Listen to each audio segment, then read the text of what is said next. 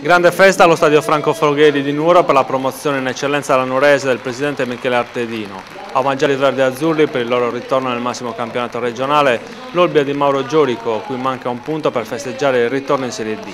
Per i tanti tifosi verdi azzurri una gara che si spera sia beneaugurante, una sorta di passaggio di testimone tra due tra le più blasonate compagini isolane. Prima dell'inizio della gara i giocatori, l'allenatore e il presidente Nuorese si sono radunati al centro del campo per un grande abbraccio che ha voluto significare la grande unità di intenti che tutte le componenti societarie hanno mostrato per arrivare ai traguardi sportivi raggiunti. Un campionato vinto a suon di record con 4 giornate di anticipo. Poi è partita la festa sugli spalti affollati da 500 tifosi che hanno lungamente applaudito la Nuorese, riservando un affettuoso saluto all'Olbia e agli ex verdi azzurri Manis, Masia e Siazu.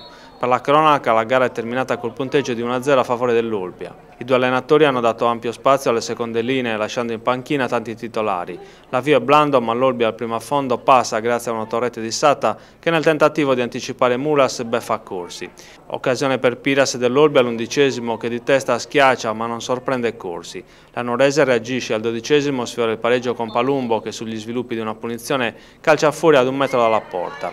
Al 16° show di Corsi che per 2 volte dice no a Ted, per il resto molte azioni a centrocampo e poche conclusioni.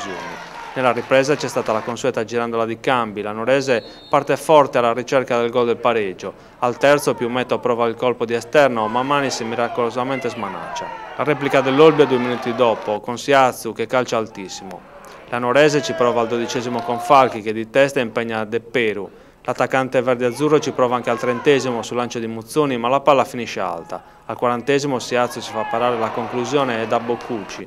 Al triplice fischio è scoppiata la festa con tanti applausi e complimenti ai protagonisti di una bella giornata di calcio. L'auspicio di Nuorese Olbia è quello di trovarsi, magari tra 2 anni, entrambi in Serie D.